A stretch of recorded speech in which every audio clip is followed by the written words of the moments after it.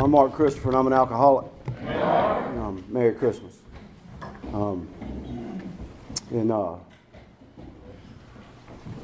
My sobriety date is 6/24/2011, and this will be my third Christmas in sobriety. And that's a big deal for me. It's a bigger deal for my family, I can tell you that.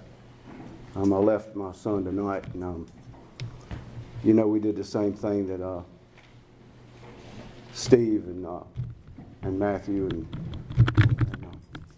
Kelly did with me when I come in here. We said a prayer before I left the house so I could carry the message to somebody still suffering. So I hope that's what I'm going to do tonight. I go to Aberdeen. Building Aberdeen's my home. I do 6 meetings a week down there. The one that I call my home group's a men's meeting down there. They all know me. We have a list there. We'd love to see you. So we'll get into it. I'm going to try to tell you in a general way what it was like, what happened, and what it's like now. And I remember coming to this meeting early on, and there was a fellow standing up here. I can't remember who it was, but he's funny. I know that. He's a lot funnier than I'm going to be, I bet, because I'm a little nervous. But I remember him saying one thing for sure, at the end, it's going to end up good. And, I've never heard anybody stand up here and say life is terrible. And that's my story. Life's better today than it's ever been. So I'll just kind of do what I did in my 4-step. I'll go back to my first memories, and I knew that I wasn't like everybody else. I have 3 brothers. I'm a knee baby.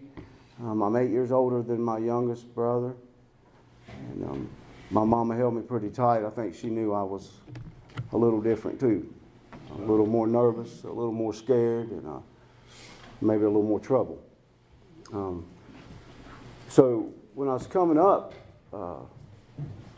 I started questioning God early in life. My mom would stand at the sink, and it's a big part of my story because my mom would stand at the sink and sing these hymns that she'd take me to church every Sunday to hear. And she's this real spiritual lady, just walked in this faith that, to be honest with you today, I still don't really understand how she did it. I guess she worked at it like I'm having to work at it today. And she needed it to deal with her husband and 4 boys. But I watched her suffer because of my father's actions. And I can vividly remember thinking, here's this woman that's praying all the time and singing hymns and going to church every Sunday. And she's being tortured.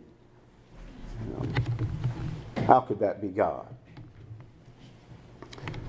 So, like I said, I started questioning God early on, but just like the book says, I'm questioning, but I'm somewhere down deep in me. I have this concept of Him. So I told Carl coming in the door I was going to tell a story tonight, and I'm going to tell it right now. And it's a huge story for me. It's a legend about Einstein. And I heard it at the colony the first time. I'm not sure who told me. And it's a legend. Some people say it's true, and some people say it ain't. But I know this, it don't matter to me, it helped me identify the God that was in me. And see, my whole life I had looked at things like the Holocaust, and I'd say, how could that be God? But I seen what was happening to my mom, and I could say, how could that be God? And then I heard this story, and I needed to hear it from somebody more intelligent than me, and I'm pretty sure Einstein's more intelligent than me. When I heard this story, it went like this. I'm going to paraphrase it, but Einstein was in grade school, and the teacher was trying to prove to him there's no God.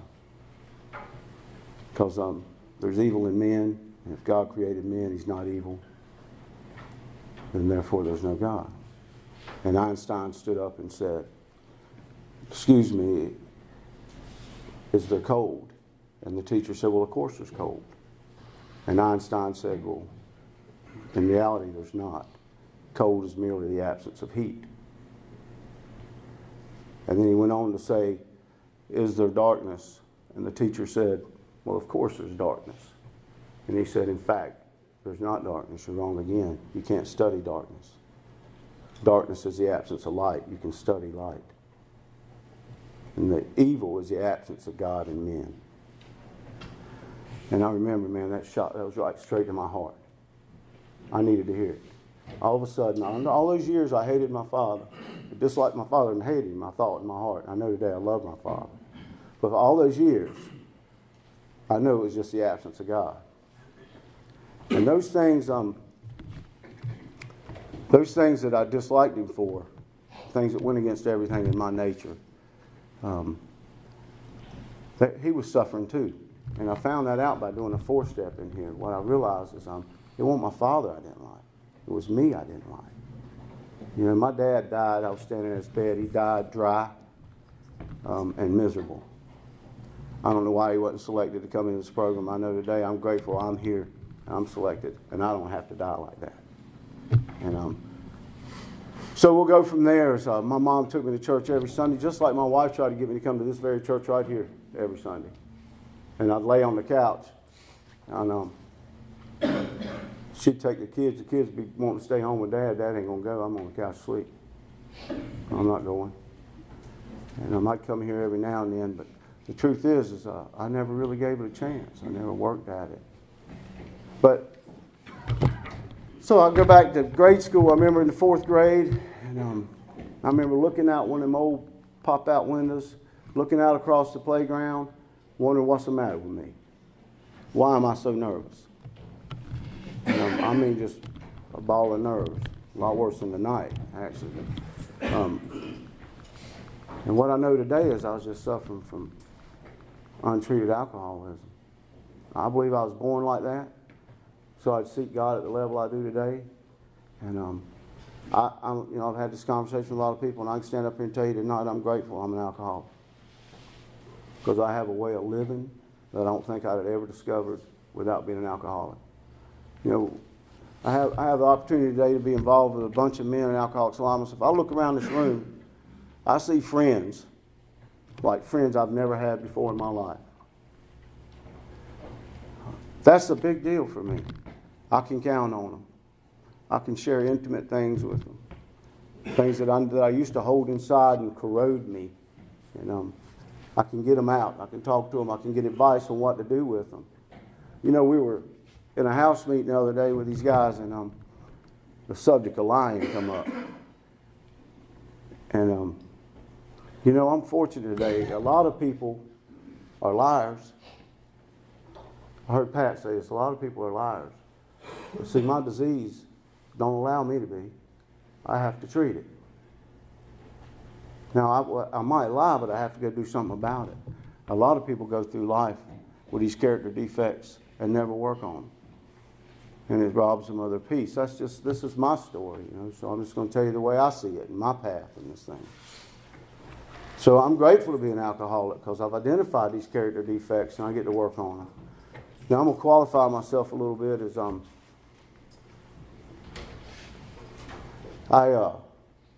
when I went, I'm one that had to go to treatment to come in here, and it fast-tracked me into Alcoholics Anonymous. But I'm a convicted felon. I've been charged with 16 felonies. I didn't wait convicted of all of them. I was convicted of enough to get me in here.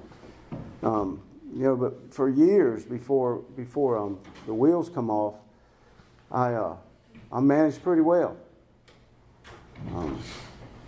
I ended up first time I started smoking cigarettes when I was 12 in middle school. And I tell people the first time I ever felt what I call the warm blanket was when I broke my arm and the doctor getting ready to set my arm, and he's getting ready to give me a drug, and he said, I want you to count to 10. And I got to about 4 and felt it, and that was a warm blanket. And the next time I felt that warm blanket was 13 years old in the back of my brother's 76 Monte Carlo. I remember it. I can remember it perfectly because I know when I felt it again. Back of a black 76 Monte Carlo at Atlantic Beach in North Carolina, and I forced down a stovepipe, 16-ounce tall one. And I felt it. And I said, man, I know why they do this. Because, see, I'd tasted them before then, here and there, and it's just terrible. I didn't like the taste of it, but I acquired the taste for it in the end.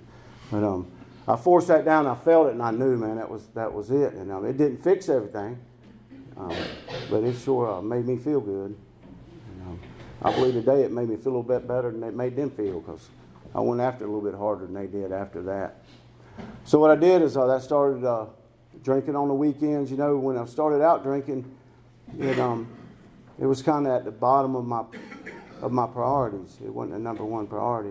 It was on my values in life. It was like, just the weekend, I'm going to have a good time. I'm just going to drink on the weekends for a good time. And I did that, and then shortly after that, I started smoking some weed, and of course, that was all part of it. I was in high school when I was 13, so I drank all the way through high school, drinking on the weekends, liquor. I mean, we drank about anything. We tell my parents I'm going to the movies, and I had some strict parents now. I tell them we're going to the movies, and we'd strike out like we're going to the movies and never make it to the movies. Hide out in the woods, drink a fifth of Evan Williams, Green Label. I remember that too, under the old dogwood tree. I remember drinking as hard as I could just because I couldn't stand the taste of it. I was drinking for that effect. I wanted to be drunk.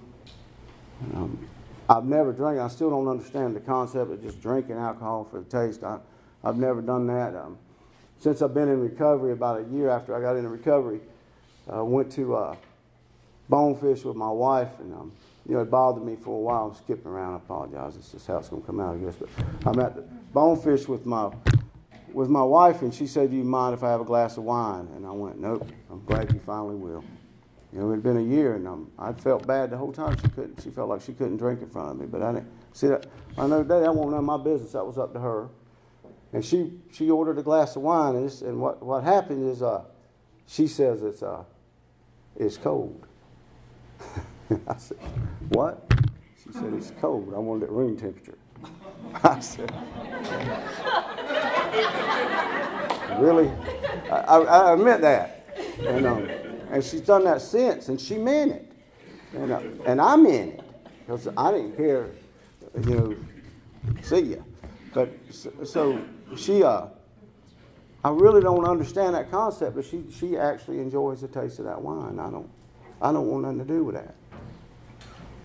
I want the next 9. Bring the bottle. And I don't care whether it's hot, cold, lukewarm. I really don't. Bring. So I'm not going to. I just soon drink water. So that was a big deal in my sobriety when she finally would have a glass of wine. There with me, she was comfortable enough. She was comfortable enough with my sobriety and me to be able to drink in front of me again. And it's really not that big a deal. So anyway, let me just kind of get back to where I was. I got through high school. I graduated when I was 17. I moved to Wilmington, North Carolina, and I started managing, assistant manager of a steakhouse down there on Oleander Drive, and working with my brother. And of course, I'm out of control, drinking, working in a restaurant, waitress, the whole deal. Just a lot of other things going on in my story. And I'll tell you this: when I went into treatment, I hadn't been drunk in 12 years. But you heard my sobriety date, 6/24/2011. I ended up on opiates, and I'll get to that. That was in the end, but it all started out with alcohol. I had the blackouts. I had the whole deal. I got my first DWI the night I turned 21. I turned 21 at midnight. At 5 o'clock, I was blowing, so I qualify. I'm in that pamphlet, problems other than alcohol. I'm in there. It started with alcohol, and I just. There's story after story about the drinking. I ain't gonna get into all of that. I'm gonna tell you, I had a lot of fun with it early on, when it was still fun. But it got darker and darker the further I went. And what happened was, I went down to Wilmington, ran a restaurant down there. Me and my brother put a deal together, came back to Southern Pines with a restaurant. And y'all might remember it was a Western Steer up there in Southern Pines. That restaurant might have had a chance if I hadn't been working there. And most businesses that I worked for would have done, all businesses, until I was in recovery, say that would have done better if I hadn't have been there. I'll tell you today that every business, every job I had before I got into recovery, I stole from them. Tangible things. Not just time, but money. I was a thief. And so, anyway, went from there, and that job wasn't working out. So I got a job at Ingersoll Rand. It used to be Arrow. Some of y'all remember it was Arrow when I went to work there up on the hill and outside of Southern Pines. And that was a pretty good job for a kid my age. I was making good money. and kept partying. You know, it was my house was a party house every weekend. I had a couple of roommates, and that's all we did. I mean, really, we didn't even mop the place. I mean, we just couldn't about clean our house with a shovel. It's just pretty bad off. And but at that job at Western Sears where I met my wife, she worked for me there for a while, and we dated for a long time after that. But anyway, I went to Arrow, and then she graduated, and she decided she's going to go to school to be a nurse. And I'm working at Arrow, and I'm not liking that job a whole lot either. Second shift, it is better for what I'm doing. Party all day, you know, sleep or party all night, sleep all day, and then get up and go to work at 3:30 and do it all over again. But I know I'm thinking I ain't real happy, and I'm thinking if I can get just a better job, get some more money, you know, I'm gonna get this house. Life's gonna be better. I'll be happy. So after that DWI, I kind of got my act together, just like the book says. You know, on page 30, where I kind of got my act together, and went to school, paid for it myself, worked full time, second shift. And then I'd go to school in the morning, and I went out here to Sand Hills Community College and got a degree in manufacturing systems technology, an associate degree in that. And then a certificate in architectural AutoCAD. And I come out of there and I did really good with that little associate degree. I ended up going to work at a place called Power Boss in Aberdeen, North Carolina. And after a few years, I was running the place. And I eventually got up to 6 figures there. Harold. And the reason I say that to Harold is when I went to treatment, I'll just stop here and go into that real quick. I went into treatment. I would let that come up later. Here we go. So here's what happened. Everything I started to think I was God. I was making all this money. I'm buying a house. Meanwhile, we've had a couple of children. I've traveled all over the world. I spent a lot of time in the Pacific Rim, and most of my time was spent drinking and doing some terrible things.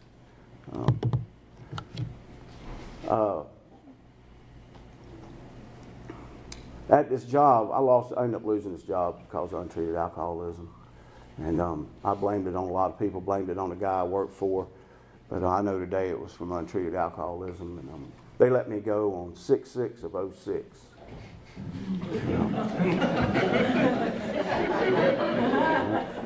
True, that's true. And I went home, and my wife said, and my wife's name's Connie. Connie said, well, that's okay, you work for the devil anyway. And see, when I come into Alcoholics Anonymous, we read that part in the book where he said, if there's a devil, he had a hold of me. Man, I remembered her saying that, and I knew something had a hold of me. See, she called my boss the devil, but I knew I was the devil. What I know today is I was absent of God, just like my father. I hadn't tried to build any kind of relationship with God, you know, and I was evil. Did some terrible things that they suffered, my family suffered because of my actions. You know, I have to live in amends for those every day. I've made direct amends for them. But anyway, I lost that job, and I'm floundered around for a little while. And just like in the book where it says, I went and I lost that job, and I put this deal together all by myself, just a sweet deal where I was going to be consulting for this company in Minnesota. Didn't even have to show up at a building. All I had to do was call in, consult with them, fire some blueprints off to them, and I'm going to make about the same money I was making. Don't even have to come to work. And this is what I did. I pulled my 401k out of that company down there. I went into my building out back, and I didn't come out until that money was gone. And when I come out and I called it, and of course I come out to go get some things, but I'm talking about that's what I did. I spent all that money. When I called that, see, I had put this deal together for me, and then when I started using that phenomenon of craving kicks in, I got this money, I can't stop, and I'm on a run. And when I called the guy up and said, hey, I'm ready to go, he said, who are you? We decided we're not going to do that. So I'm back to square one. Went to work selling some motorcycles. Right here in Southern Pines, I was pretty good at that. I was better at stealing from them. That's just the truth. I was good at selling motorcycles, but a whole lot better than stealing from them. I've made my amends, paid the man back. But put another deal together for a motorcycle shop. Put some investors together, put a motorcycle shop together up in where I was going to be part owner in Burlington, North Carolina. And let me tell you, I rode motorcycles. I'll tell you this little story. Harold reminded me of this story the other day. I used to ride motorcycles back and forth from Southern Pines, North Carolina to Burlington every day of my life. For a year I did that. And not slow motorcycles, fast motorcycles, Hayabusas, ZX10s, GSXR 1000s, all the leader bikes, I mean fast bikes, getting after it. And jacked up the whole time, up there and back. And when I got out of treatment, my wife, I was going back down to a Tuesday night speaker meeting, and I was going to ride this little bitty 900 Kawasaki lead sled, Harley look-alike, and I'm walking out the door, and my wife said, "Be careful on that motorcycle, I don't like you riding it." And I stopped, and I turned around and looked at her and said, I rode motorcycles back and forth to Burlington for a year, and they're a lot faster than this one, and you never said nothing. And she said, "I didn't like you then." Hey, listen, you're talking about a moment where you really kind of get this thing, how ugly it is. So I stopped and I looked back at her and I said, "You mean you wanted me dead?" She said, "I didn't say that, Mark. I just didn't want you around me." Right? So they like me again today. But anyway, when it all come to an end, I had got 14 felonies, and like a good alcoholic, I slipped out of them. Teflon, just slid right off of me. Got plead down to a couple of misdemeanors, and it wasn't long before I got a couple more felonies. And so I hadn't learned my lesson. And the way that happened was I was going down the road, and I'll just tell you this right here is I wouldn't be here tonight if a man hadn't told on me. If a man hadn't turned me in for what I was doing and told somebody where I was at and what I had on me, I wouldn't be here tonight. Now, here's things God does that there ain't no way I can line this up. Is the man that turned me in, I've had the opportunity to help him since I've been in recovery. See, that's how God works. He didn't even know he's helping himself. But he turned me in, and I got stopped, and the officer patted me down, and he didn't find anything. He started searching the Jeep I was in, and of course I had some guns in there. One of them was concealed, got a rifle, a shotgun in the back, pistol in the console, and he pulled all those out. And I know it ain't gonna be good because I'm on probation. And by the way, I hadn't done any of my community service I was supposed to do. Tomorrow's the day it's supposed to be done. I know I'm headed to prison, right? I got these suspended sentences going on. For the first ones, I plead down. And it's just, there's no way out. It's just coming to an end. And so the last thing he does, and you know what? I had something in my right pocket. It was an opiate, and I took it out, and I fished it out of my pocket, and I ate it while he was searching the Jeep. But I had something else in my left pocket, and it was cocaine, and I didn't do anything with it. And I can't tell you today why I didn't. I've been in that position 100 times, and I knew to get rid of it, and I didn't. I knew how to get rid of it. I had time. He's searching the Jeep. He ain't paying me their mind. I could have dropped it on the ground and whatever. I ate it. I didn't do it. So the last thing he did when he got done, he said, "Come back over here." And he patted me down, and he found that in my pocket. And he 12-stepped me in the front seat of a Nissan truck. He put the handcuffs on me, put me in the truck, and he looked over at me. He don't mind me saying his name. I asked him, could I? He's a narcotics officer in Moore County. Saved my life, maybe my kid's life, I don't know. My wife's life, his name's Darren Ritter. He's a great guy. He's a good friend of mine today. And I try my best to help him today, but he looked at me and he said, "Can't you see what you're doing in your family? Why don't you go get some help?" And, I think I'm this tough guy riding around with guns, gun in my back. And what I did was I started crying because I knew it was up. So I went to jail and called my wife and started lying. And she said, "Man, wow." She said, "Nah, you ain't gonna lie to me this time." She said, "I done called the magistrate. I know what you're in there for. I'm filing for separation. And we'll see what you do about your problem in the next year, and see if we'll get a divorce." And that was devastating because that was my life. Even though I was doing these other things, that was my life. Talk about the power of addiction, cunning, baffling, and powerful. The last 8 years in active alcoholism, I slept on my couch. My wife slept in the bedroom, and I slept on the couch. Because I couldn't get up and go do what I wanted to do, what I needed to do if I slept in the bedroom. Now, I wanted to be in that bedroom, but I couldn't be in that bedroom. I had to sleep on the couch so I could go out to that building and do what I needed to do. For the last 8 years of addiction, active addiction. So anyway, I know I better go get some help. So I got out on house arrest, went to my mom's house, had an ankle bracelet on, and I called a lady by the name of Becky Carlson. She still works in Moore County. She helps a lot of people out pre-trial. And I called her up and I said, I need a 1-year program. And she said, you don't need a 1-year program. What you need is 28 days in Rockingham. And she lined me up. She said, go to Daymark. I went to Daymark, interviewed down there. They called right away, and Robert answered the phone and told him what was going on. And see, when I got out of jail, I was still hurting, what I call dope sick. And so I went straight to the doctor, told a lie, and got a prescription. Told him my back was hurting and got a prescription. And so I'm sitting in Daymark, and I'm talking to Robert, and he says, you on any medications? And I said, well, yeah, I got these 4 sets. And he said, well, you can't come here with those. It's total abstinence. And I said, all right. And I went home and I ate the whole bottle. That's what I did. And boy, I went,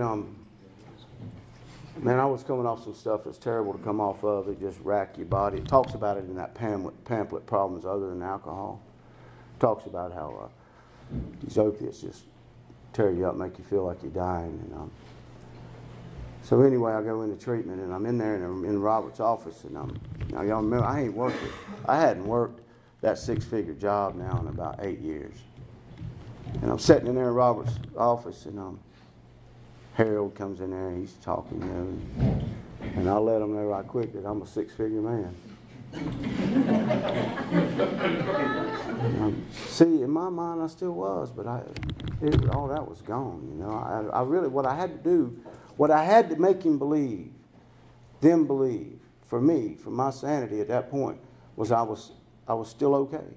But I knew I wasn't. I was somewhere way, way down in a dark place. And I wanted you to think I was still this man that I used to be, and I wasn't. I was a shell of a man. I'll tell you what, I started seeing these AA things, and I didn't know nothing about AA or NA, nobody, no fellowship. I knew nothing. And I started seeing some of that on Robert's desk and around that building. And, I told Robert, this is ugly, y'all, but this is what I said. And I'll leave the language out because I was sick and I didn't care. I was lashing out at everybody, like an animal. And I told him I didn't need no backsliding group of alcoholics for a support group. That's what I told him. Now today, I'm glad it was him sitting across that desk and not me. Because Robert's calm enough, he knew I was sick, and he let me go, and I didn't have any other options. I had to stay there, and I didn't sleep hardly any for about my first 18. I got to hurry up. I'm stuck in early recovery here. I didn't sleep for about 18 days in there. I sleep 15 minutes here, 15 minutes there, and that's the truth. But I stayed awake in them classes, and I was there. I during I woke up in treatment. That's what happened to me. It's like I've been asleep. I didn't know what was going on. I was just getting drunk and high. That's all I thought. I didn't have a clue what was going on in my life. I woke up in treatment. Harold was telling a story from behind the pulpit about a tragedy that happened in his life, and I had showed no emotion so far in treatment except anger, right? and bullying, and for the guys in the back. And he started telling this story. It was the anniversary of this tragedy that happened in his life, and he started to cry behind the pulpit, and I started to cry because I knew what I had done to my family. I knew what I had done to them 2 boys that I loved so much, and I knew I didn't want to do that. That was something besides me. See, I paid for a house, helped pay for a house. My wife paid for it. I did that because I loved them. Right? I bought cars and I bought clothes and I took them places, and it just got to the point in alcoholism and addiction, I couldn't do it no more. I still loved them. I just couldn't do what I'd been doing no more. It took everything I made just to support this evil thing in me, this addiction. I woke up in treatment, and my life had been passing me by. I couldn't believe it. I was 44. And I woke up in treatment and said, man, life, what? I'm 44. I thought it was the end. Little did I know it was the beginning of the best time of my life. It's the second half of my life. And I'll take it. I love it, man. I'm so happy today. One of them boys was the one that prayed with me. You know, I went through that treatment. After that, I moved to the front class. I'm looking at them in the eyes when they're talking to me. I'm not even sure what they're putting out, but I'm trying to get it, right? Because I know. And I started getting it because I started trying. I started putting some time into it. Started praying. Started doing some of the things they said in the book. They took me through the first 5 steps, and I did the best I could. And I did my 5th with Harold, and I remember when I knew this thing I wasn't going to tell him. I knew it. And if you're doing a 4th right now, you know the thing you ain't going to tell. Or you thinking you ain't going to tell. I believe. But and I didn't tell him. And he said that just what the book says, said go away and find a quiet place for an hour and review what you've done, review your work. And I'll come back in about an hour, and I told him a couple things, and I still didn't tell him that one thing. And I got out of there. I did the best I could, though, I think, and at that point. And I got out of there, and I got my sponsor before I left there. My sponsor's name's Frank in Aberdeen, and I got him before I ever left there. You know, I didn't like Frank when I met Frank. I remember the first time I met him in the treatment center. He come down there on Tuesday night, and he's talking about drinking. You know, I'm still trying to be different. And he's talking about drinking, and, you know, I said, I call it one big deal for me. I ain't drinking a long time. So I didn't say it. I said, hey, I ain't drinking a long time. He said, what do you do, smoke crack? And he turned his back to me. And boy, that made me hot, you know. And, so then I was saying, Robert, remember in the step work, Robert said, you going to be able to ask another man to be your sponsor? And I said, I don't know. I was honest with him. I don't know. And come near the end, I said, how do I get a sponsor in Aberdeen? And he said, there's a man coming down here on Tuesday night. You asked him about getting a sponsor in Aberdeen. And it was Frank. I said, man. So I said, Frank, they told me to ask you about getting a sponsor. He said, well, you asking me to be your sponsor? And I said, well, I guess so. He said, well, you're going to have to ask me then. And I asked him, and then he asked me the 2 questions. And he told me to answer them later, and I answered them right then anyway. And he said, answer them later again. And he went into chapel there, and I'm out in the dining room spinning around, cutting circles. And I went in and I said, when do you want me to answer these questions? And he said, well, you already did. And, so the whole time I'm in treatment, my wife's writing me these letters, and I call them, I pick at her day, I call them hate letters. What they were was truth letters. They were telling me all the things that were happening at the house that I had caused. And she'd tell me things like she didn't want my children to have to get used to missing me again, because they were already used to me being gone. And she's telling me things like she had some peace now that I'm not there. And see, what I did was I shared these letters with Robert, and Robert would read them. And I asked Robert to put me on a list for a halfway house. And Robert said, I ain't going to do it. And my wife's telling me I can't come home. So I go back to Robert and say, I need to be on the list for the halfway house. He said, I ain't going to do it. And I said, why not? And he said, because if I put you in a halfway house, Mark, you and your family are going to grow apart. And that's not what we do here. We put families together. And that's what they did. Now, I didn't know where I was going to go. I couldn't go to a halfway house that wouldn't put me on the list, and I couldn't go home. And, hey, man, it's an emotional time. I mean, this is a time in my life, tears of joy, because I didn't know what was going down. My life was getting put together by God, and I didn't even know it. And I didn't know what else to do, so I had to ask Harold to stay another 28 days. And that's when those times like that beer, in the back of that car, I'll never forget. I remember standing in that hallway asking him, right there by the bedroom, could I stay another 28 days? Robert walked back there with me, and Harold said, y'all can about imagine, but what he said was, he said, for another $2,500 you can stay. Something like that. And I ain't paid the first dollar yet. So I thought he was kidding, but I wasn't sure. And they've been working on us about patience, being patient. God's time. And I meant, man, I was stubborn enough at that point. I meant I wasn't going to ask him again.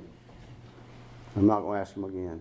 And that Sunday, my family got to come visit, sit with us in church, and I was getting promoted, going to get my medallion, and I'd have been leaving that Monday, that Monday. And they have the gratitude time at the beginning of the service, and Harold, he said, you say things you're grateful for in church. I still go there every Sunday with my family when the oldest one's not working.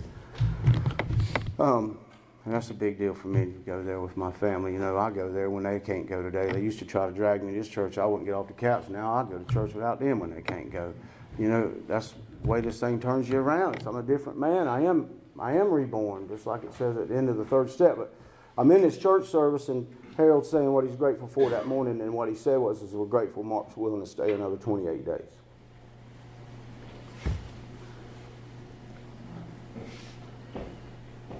And I leaned over to my wife, and I said, I'm staying. And she said, we'll talk about it.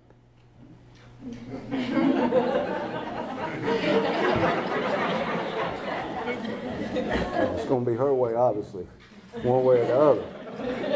Now, that's better, by the way. So what happened was we went out in the parking lot, and we got to talking, and she said she's talked to the boys, and they want me to come home. And I didn't know there was some powers at work behind that. She had a boss lady that had a family member that was in addiction, and Connie told her I wasn't going to be coming home, and she said, what are you talking about? He's trying to do something about it. You got to let him. So there's all kinds of powers at work there. So what I did was I ended up going home. And so I'm going to tell you all a little story real quick. This is how my addiction would work. My wife used to get up in the morning and go to work every day, and alcohol, and just act in this dark place I was at. I'd be asleep on the couch, and she'd get up and go to work, and I'd go do what I do.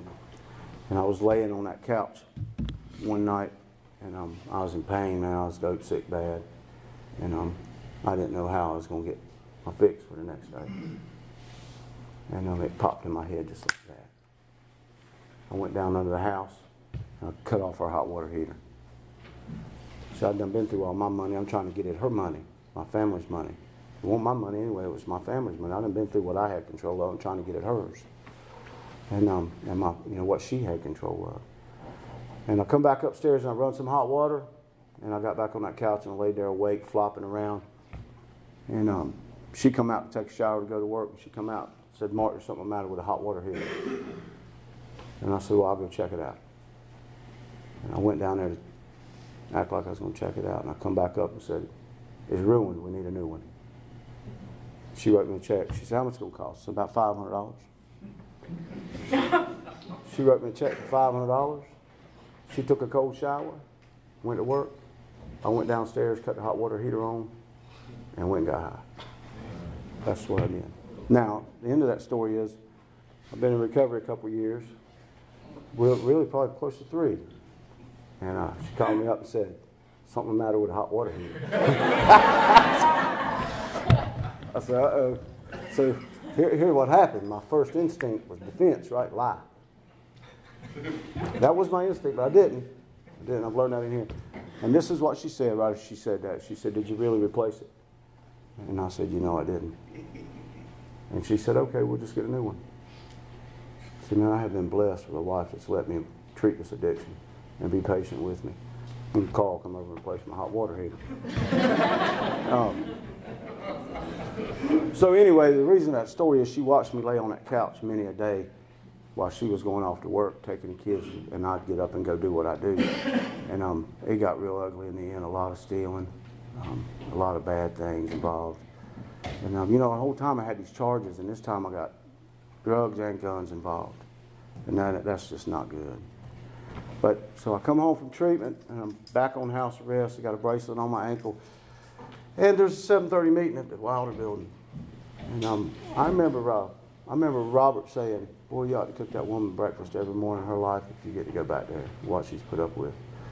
And I said, she don't eat breakfast. But she does drink coffee. So what I would do is I'd get up and make her coffee in the morning. And I'd go to that 7:30 meeting while she was getting ready to go to work. And I was telling myself that was for her. She'd know I was safe and I wasn't somewhere using. I was up and out of the house. I wasn't somewhere drinking. I'm down there doing the deal. Right?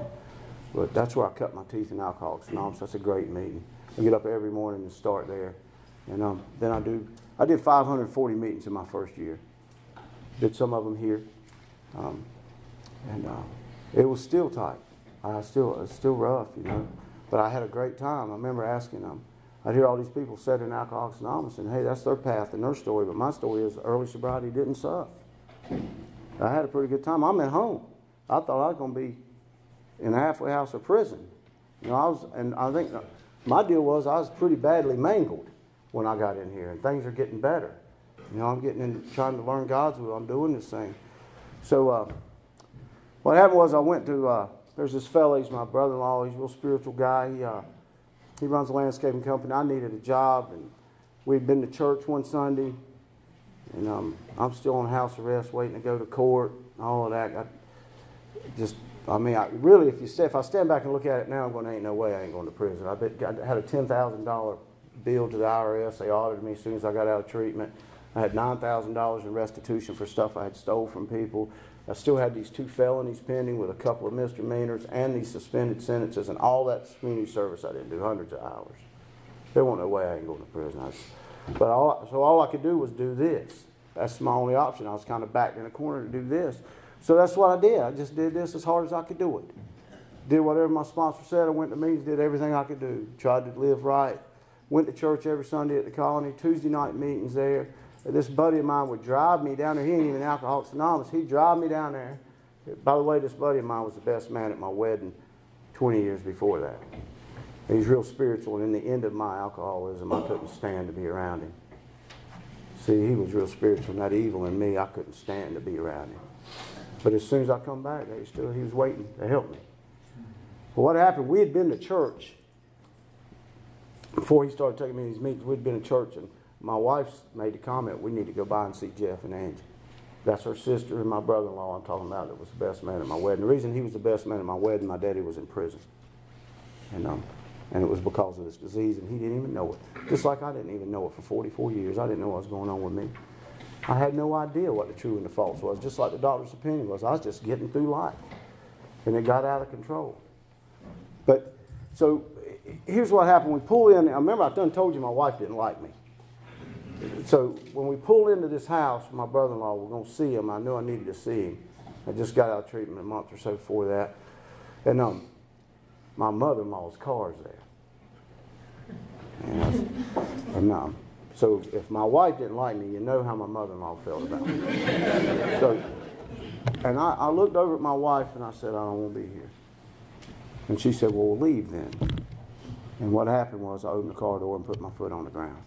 That wasn't me. We talked about this last night. Some of these guys, that wasn't me. The me in me was normally flight, run, go do what I do. But I got out of that car and I walked out there, and he's in his shop.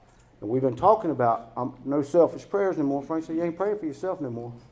The only way you're going to pray for yourself is so you can be a service to God and somebody else.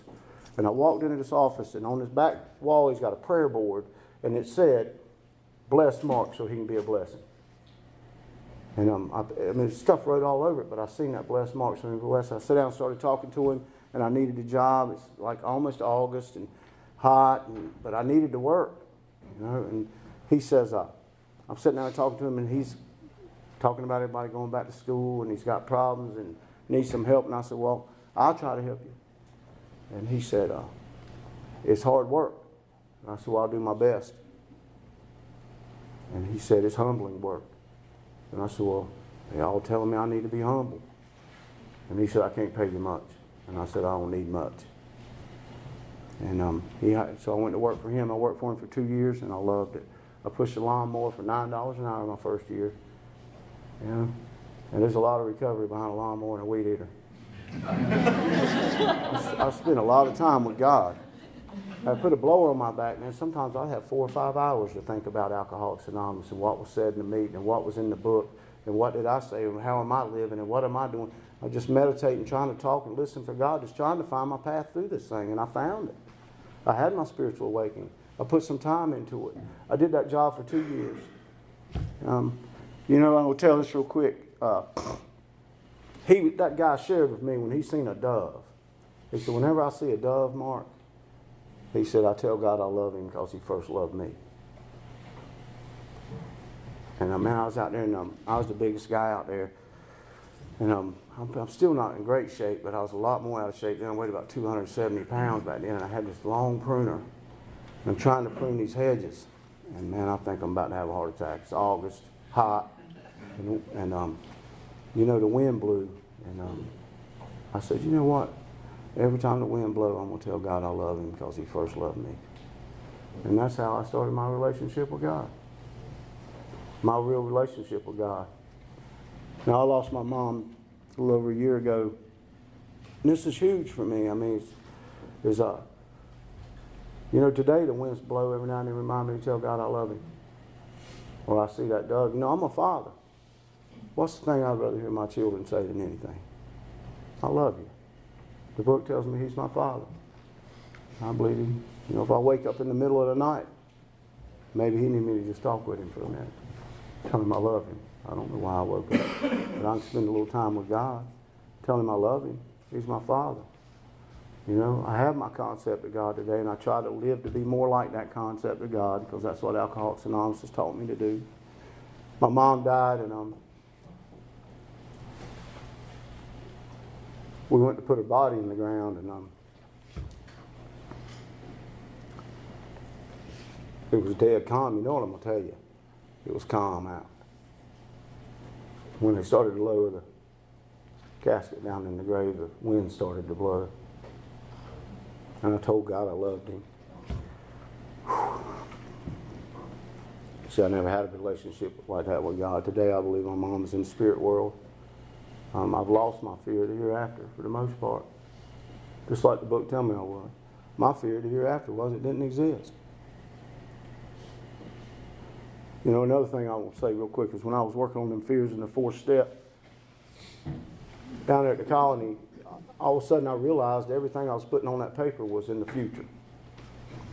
Every fear I had to deal with the future. And all of a sudden that one day at a time made sense to me.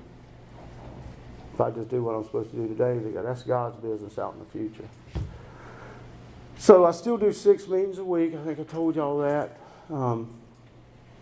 I don't mow grass anymore unless it's at home. I try to stay away from that. Got 2 boys that do that.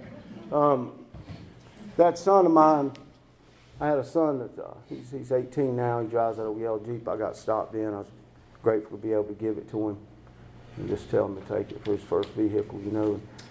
He's the one that when he found out about my last set of charges, and he come by my mom's to see me because I couldn't go to their house.